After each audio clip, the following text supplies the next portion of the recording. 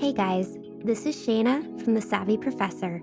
In today's video, we'll talk about how to fix your Whirlpool dishwasher's F15 error code. But first, what does the F15 error code mean? The F15 error indicates a faulty turbidity sensor. This device analyzes the clarity of water in your dishwasher by detecting its clarity.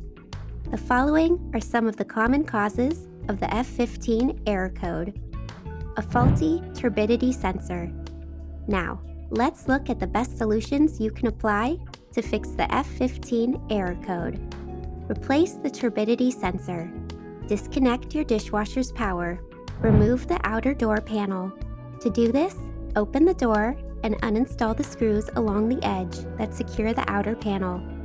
Once done, close the door. Gently pull the panel down, lift it up, and pull it out. Remove the lower access panel.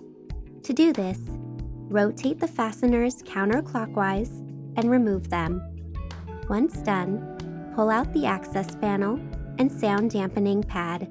Reach your hand under the dishwasher and rotate the old turbidity sensor anti-clockwise to remove it from the sump assembly. Push down the tab to disconnect the wire harness. Once done, remove the old sensor. Attach the wire harness to the new turbidity sensor.